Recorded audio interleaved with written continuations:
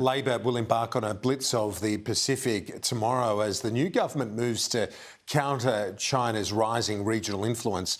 The trip comes just a day after the Prime Minister and his Foreign Minister returned home after attending the Quad.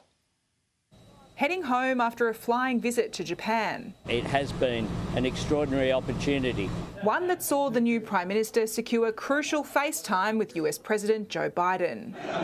You're a brave man. It was a show of solidarity in the Indo-Pacific alongside the United States, Japan and India. The Quad Leaders Summit represents our common purpose in support of democracy. Anthony Albanese also keen to make sure world leaders know he wants to see more action on climate change. There are some differences with the former Australian government, particularly when it comes to climate change.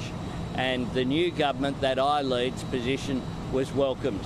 In a bid to further that message and shore up security ties, Labor will embark on an almost immediate diplomatic outreach tour in the Pacific.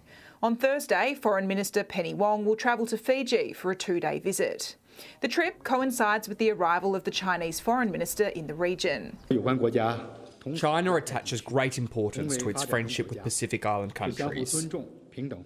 Beijing's top diplomat Wang expected to visit 8 nations starting in the Solomon Islands, where he'll formalise a bilateral security deal, an alarming agreement from Australia's perspective that dominated the election campaign.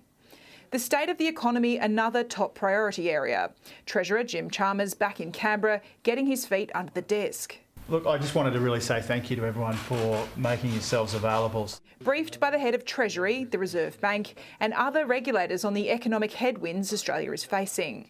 We are inheriting a very serious set of economic and budget challenges. Jim Chalmers went on to claim... And there are other factors working against us, including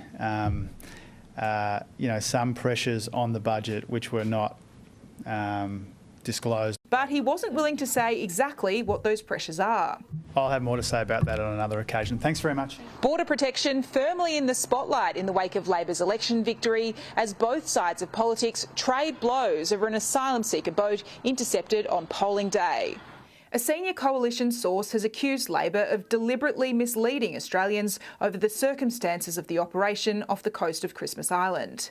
Despite widespread reports, Sky News can reveal the vessel was not turned back. Rather, the 15 individuals on board were taken back on a charter flight to Sri Lanka. These guys can't help themselves. They're always looking to politicise what are serious matters of national security and border security. Labor want answers on why details of the intercept were made public on election day, as the outgoing Home Affairs Minister denies endorsing a Liberal Party text. I had no knowledge of those messages. Karen Andrews says it's up to the Liberal Party to explain. Trudy McIntosh, Sky News, Canberra.